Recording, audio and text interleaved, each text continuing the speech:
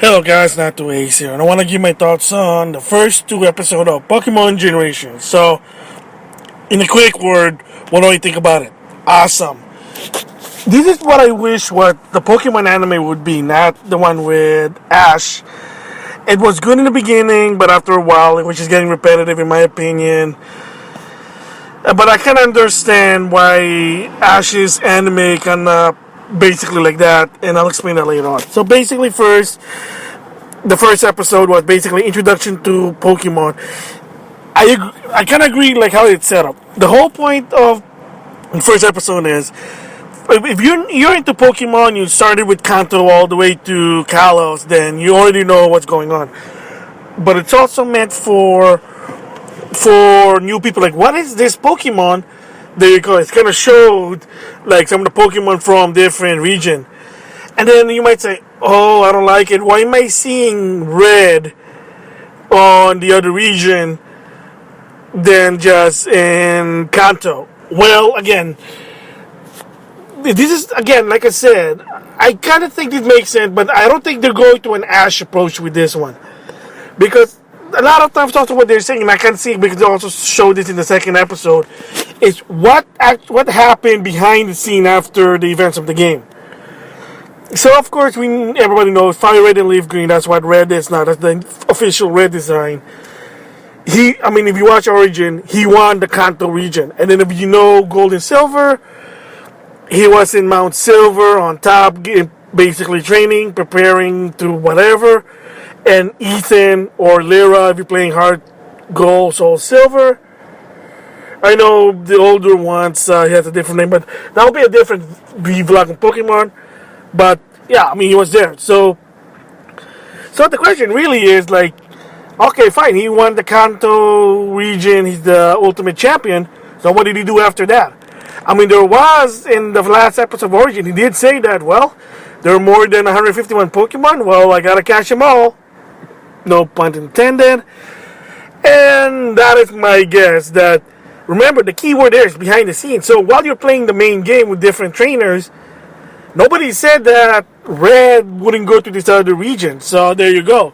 And they just showed a different region all the way to Kalos. And of course, in the end, you saw, spoiler by the way, if you have not watched it yet, it's on YouTube.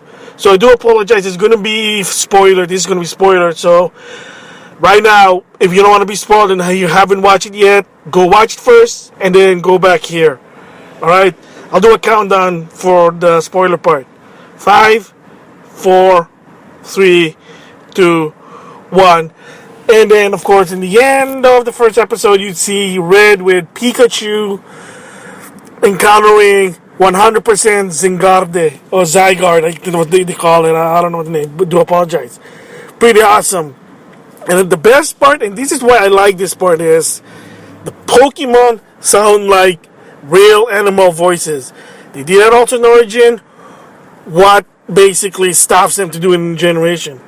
But then you're gonna say, wait, not the way, but Pikachu. I like it when Pikachu say Pikachu, Pikachu.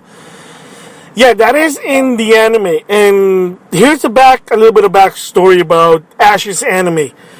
First of all, when Pokemon Red and Green in Japan, or in America, Red and Blue.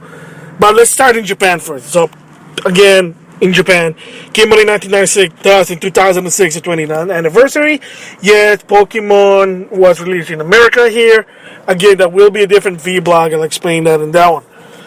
In Japan, they first released Pokemon Red and Pokemon Green, thus Fire Red, Leaf Green. Good move, by the way, in my opinion. That would be so weird. Aqua Blue, then you're gonna confuse people.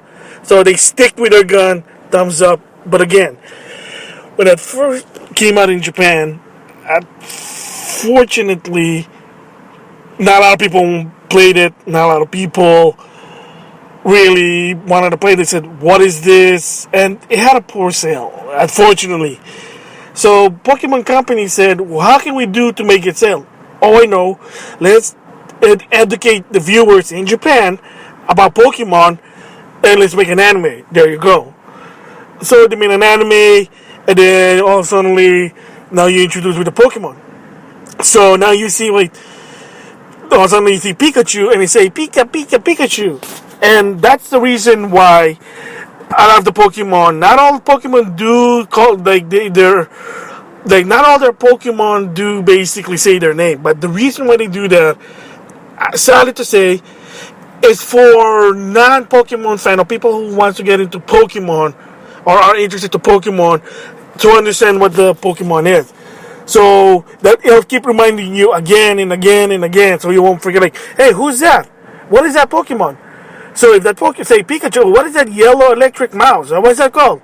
So Pikachu's name is Pikachu, and he keeps saying Pikachu, Pikachu, Pikachu. Then they'll say, oh, that's a Pikachu. So same goes with Bulbasaur. They say the name Bulbasaur. And yes, I'm saying the American name. And from what I heard in the Japanese, again, I could be wrong. I did watch the Japanese like once in a while. I'm gonna have to check, but if somebody in the comment box wants to basically tell me if they do that also in the Japanese version, that's what I heard. That's the reason why they do that. So to basically keep raising awareness to the viewers, oh, that's what the Pokemon's name is, and you'll remember it. That's what Bulbasaur, Venusaur. I mean, not all of them say like Charizard doesn't say Charizard. It just sounds like a dragon, even though it's not a dragon type. But you get the idea. So that's the reason with them shouting their name as their animal sound rather than an actual animal sound. Excuse me. But in Generation, it is true to what Pokemon is. It's not weird. They're not shouting out their name. They're actually just doing animal cry, battle cry, along with Pikachu. There you go. And if you watch Origin, it did the same thing because that is what it is. Because even in the video game, they have said it that they don't say their name. They don't say their name on the video game. The only reason you sound like weird digital grunts or weird digital sound effect, electric sound effect, is basically it's in the Game Boy, and after a while, even so that you could now do it better. It kind of like it has like nostalgic feeling in it. That's why they kind of did that. But again, that's I prefer Pikachu, not saying Pikachu, but that's just me. So again, pretty awesome for the first episode, and that's basically the backstory of why they kind of say their name. It's kind of like just raising awareness. I mean, they could just go do grunts also, but then are you gonna know the name if you don't even know the Pokemon?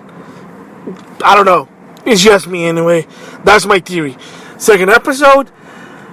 So apparently it has Luker, which if you don't know who Luker, he's basically an exclusive character that appeared in Pokemon Platinum, the upgraded version from Diamond Pearl. And of course in Platinum, Luker's basically storyline is he's looking for Team Galactic. So basically, apparently Luker does still exist ever since the Kanto. Again, why not? I mean, when he started in was it Sinnoh? Yeah, I mean, it's already a middle-aged man, so why not? So Luker actually was on Kanto Viridian City, and it's supposed to take place after Ash beat Giovanni. And then, of course, if you watch Pokemon Origin, Giovanni basically changed his way. I mean, it's on the video game, that's why. And, of course, they were looking for him. And basically, Luker basically explained, like, what happened to Giovanni. He said after battling two trainers, which is Blue, Red is rival, aka Gary, Red, and of course Red, the second one, he changed his way, and he have said that he'll be leaving team. Well, he didn't say anything, but he said that he saw something from Red about it that basically changed his way. And then, of course, in the end, if you've seen the conclusion, Giovanni basically just said that even so that I'm gone, Team Rocket still will never go down. As a backstory, and again, like, is it Team Rocket dead? No. I mean, you might not see them in Hoenn, Sinnoh, Unova, Kalos, and Alola. Nobody said that Team Rocket went down. Team Rocket is just basically roaming around the Kanto region in Johto. That's their territory.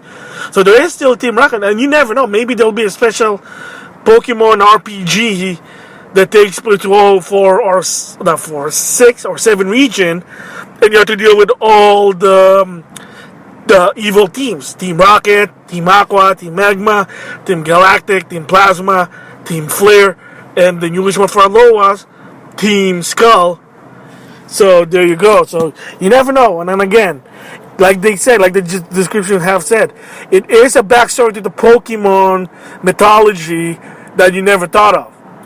There you go. So it kind of makes sense. So far, the 2 Pokemon episode, I liking it. So if you're a Pokemon fan, it's every Friday on YouTube. I can't wait for the next one. It's going to be awesome. It's a good backstory to the Pokemon lore. So with that, thanks for listening.